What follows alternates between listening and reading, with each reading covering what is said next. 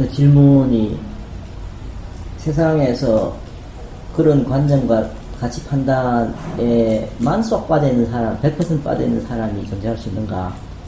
자기 배경에는 그러고 있다는 걸 분명히 알고 있잖아요, 사실은. 100% 관념이나 이런 데 빠진 사람이 있느냐? 그 다음에 100% 그것으로부터 자유롭고 삶이 되느냐?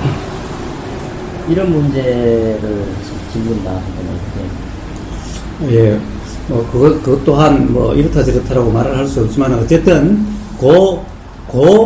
그런, 어떻게 보면은, 그 정도의 문제겠죠, 거기서.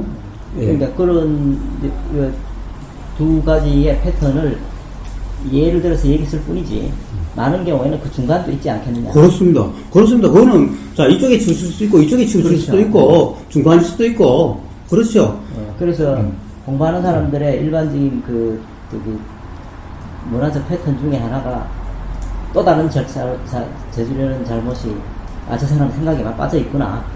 물론 생각에 빠져 있는 상황이 지배적이다고 말은 할 수 있어도 100% 빠진 경우는 없고, 또 아무리 자유롭다 하더라도 관념을 쓰지 않고 삶을 살 수 없는 거기 때문에 100% 자유로운 몸이라는 물리적 현상을 가지고 있는 한에서는 불편함이라도 어떤 형태로든 관념을 쓰고 살 수밖에 없는 그런 상황이기 때문에 어느 쪽도 100% 좌우될 수는 없고 중간에 대충은 어디인가 있다고 말을 해야 됩니다. 다른이 그걸 가지고 어떤 정지라고 그러지 않아요? 그렇게 표현한다면 또 그것도 말이겠죠. 무슨 경지, 올라가면 아라한. 네, 그러니까 그것도 말이 되는 얘기겠죠. 대화를 하기 위해서는 서로 공통적인 의사에 대한 정의가 필요하다 보니까 공동의 어떤 관념이나 개념은 필요해요. 근데 그 개념과 관념을 가지고서 사로잡힌다는 게 이제 문제라는 얘기를 하는 거지, 관념이 없어야 된다. 관념에 얽매여서 괴롭다. 이런 부분이지. 사로잡힌다는 것도 100% 사로잡힌 것처럼 상대방을 몰아가는 것도 잘못이라는 뜻이지, 내 말은. 그런 케이스는 없다는 거지. 왜 그 사람들 아무리 화에 휩쓸려 있더라도 어느 정도 이상은 자기가 화난다는 걸 알고 있다는 정도의 차이 문제지. 근데 그 사람에게 넌 완전히 화에 미쳐 있으니까 이렇게 말하면 그 사람한테 정확한 표현도 아닐 수 있잖아. 많은 경우 우리 평범한 사람들은 화가 나면 남들 대부분 알고 있잖아요. 자식에 대해서 아무리 화가 나더라도 더 이상 내서는 안 되겠다는 또 하나의 작용이 있기 때문에 그 자각은 분명한 자리 잡고 있는 자각이 있다고. 그런데 그 사람에게 일방적으로는 화가 나서 한 저지른 일이니까 무조건 잘못이다 이런 식으로 몰아간다면 그 사람은 억울한 일이다. 예, 그래서 그렇게 몰아가면 안 된다는 걸 지금 이야기하는 거잖아요. 그런 케이스가 있습니까? 예, 그러니까 여기서 지금 그걸 이야기하고 있지를 않죠. 지금 여기서 그걸 이야기하는 것이 아니죠. 그래서 가령 누구도 그렇게 규정하면 안 된다라는 것, 즉 관념에 빠지면 안 된다는 것을 이야기하는 거지, 규정한다라는 것을 이야기하는데, 지금 그렇게 당신은 화가 나서 그렇다, 화에 빠져있다라고 규정하지 않음이죠, 그것도. 그러니까 지금 규정하기 때문에 불편하다는 것을 이야기하고 있는 거지. 그래서 이제 그 같은 말에 꼬리를 무는 얘기지, 사실은. 그래서 그 말 자체를 그대로 한다면 또 거기에 패턴에 서서도 또 안 된다는 얘기니까. 생각은 얼마나 유용한 건데요, 사실 생각이라는 게. 자, 그러면 이제 자연스럽게 생각이 유용하다고 그러셨죠. 생각이 유용하니까 생각을 해야 되는 겁니까? 말아야 되는 겁니까? 필요할 때 쓰고, 망치질 하듯이. 예. 필요 없으면 망치를 사람에 넣듯이. 예. 그냥 뭐 하시는 거지. 그 생각을 그렇게 유용하게 잘 쓰십니까? 대단합니다. 자, 예.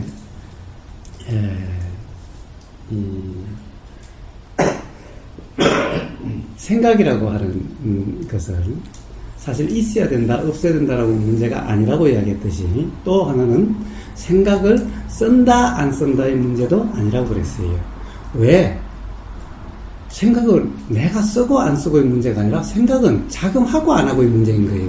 작용은 내가 작용시키는 것이 아니라 그것은 그때의 원인과 조건, 상황에 따라서 작용하고 안 작용하고의 문제지, 내가 생각을 안 하려면 안 할 수 있고 하려면은 내가 하려고 하는 대로 되는 것이 생각이 아니라는 거예요. 그건 맞는데 이제 그걸 다르게 표현을 드리면은 동일 씨가 강하게 되느냐, 본인 씨가 좀 덜 되느냐, 좀 조용하게 바라볼 수 있느냐, 그거의 차이. 예.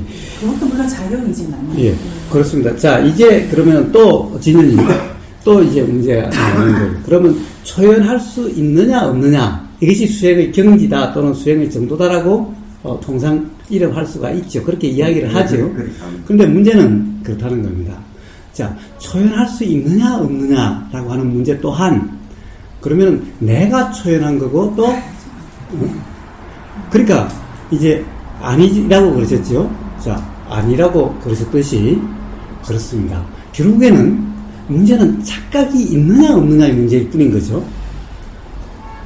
결국에는 그것을 내가 초연하고 내가 생각하고 라고 하는 착각이 있느냐, 그렇지 않고 생각은 생각일 뿐이고 생각작용이라는 거고, 즉 자연작용이고, 그렇기 때문에 생각을 내 생각이 아니면은 생각 때문에 불편하지 않으니 수행을 하고 말고가 아니라 내 생각이 아니고 내가 어떻게 하는 생각이 아니라면은 생각에 대해서 초연하고 말고 문제가 애창수 없는 거죠.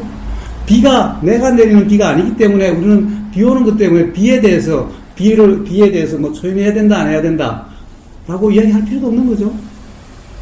그런데 교사님, 근데 이제 어떤 상황에서 자기가 이제 아주 어두운 상황에서 생각이 문제부처럼 일어날 때가 있어요. 예. 연속적으로. 예. 그럼 자기가 제가 할 수 없죠. 근데 그건 작용이기 때문에. 예. 밖에 태풍이 치는 거랑 마찬가지잖아요. 그렇죠. 그러면 그 문제부처럼 일어나는 그 상황을 예. 계속 동일시돼서 괴로워하면서 따라가느냐. 예. 그게 이제 자각의 힘이죠. 예. 아니면 차분하게 창밖에 우리가 태풍 치는 거 바라보듯이 아, 치고 있네? 그렇구나. 이렇게 볼 수 있는 거. 그 차이는 있잖아요. 그것 또한 작용의 힘이지만은.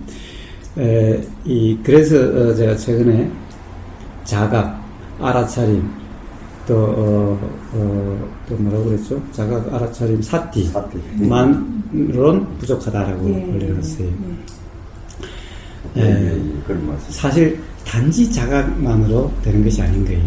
가령 그렇다라고 하는 관념이 있는 한은 사실은 자각이 정말 자각으로 될 수가 없는 거예요. 안 되는 거예요. 안 되는 거예요. 기본적으로 예를 들어서 생각을 내 생각이고 내가 한다라고 하는, 생각을 내가 사용하고 쓴다라고 하는 입장에서는 결코 생각이 알아지는 상황이 될 수가 없어요. 생각으로부터 자유롭게 될 수가 없어요. 그러면 결국에는 내가 생각을 써야 되는데 생각이 내 마음대로 안 써진다고 불편한 거예요. 그러면 어떻게 돼야 돼요? 그러면 좋은 생각만 해야죠? 훌륭한 사람이 되고 싶으니까. 제가 드린 아니, 저는 근양님에 대해서 이야기하는 것이 아닌 거예요.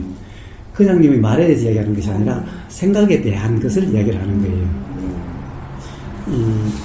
그러니까 결국에는 이 생각을 내가 쓴다, 내가 사용한다라고 하는 그 관념 기반이 되면은 자각이라고 하는 것이 온전히 안 된다라는 거예요. 그때의 자각은 온전한 자각이 아닌 거고, 그래서 그로부터 가령 예를 들어서 생각이 자각이 된다면은 생각으로부터 자유로워지지가 않는 거예요. 자각이 돼도. 그래서 자각만으로 부족하다라고 제가 올려놓은 거예요. 즉 생각이 내 생각이 아니라는 것이 그 이해가 바탕이 되지 않으면은 안 된다는 거예요. 그래서 중도를 이야기하면서 바른 견해가 앞에 나온 이유가 바로 어떤 고정관념에 얽매여 있으면은 바른 알아차림이라고 하는 사띠가 안 되고, 그러면은 바른 삼매가 안 되는 거예요. 바른 삼매가 됐을 때 비로소 중도라고 이름할 수 있는 상태가 되는 거예요. 중도를 팔 정도로 다시 설명을 했는데 결국에는 바른 삼매가 팔 정도에 완성된 형태죠. 한꺼번에 다 되는 상태죠. 그 상태가 바로 중도라고 이름하는 상태인 거예요. 그러니까 거기에는 바른 견해가 그래서 필요한 거예요. 그렇죠. 그래서 사띠만으로 부족하다, 자각만으로 부족하다라고 이야기를 하는 거예요. 그래서 생각을 내가 사용한다, 관념을 내가 사용한다라고 하는 그러니까 이해하에서는 결코 생각으로부터 자유로워질 수가 없는 거예요. 영상 지도하는 분들이 예. 정년에서 다 끝나더라고요. 예. 알아차림, 사띠, 거기서 다 끝나는데, 지금 의원님 하시는 말씀은 3대까지 넘어가면 그게 진짜다, 이 말씀 아닙니까? 그렇습니다. 나는 왜 그러냐 하면은, 이 사띠, 정념의 상태에서,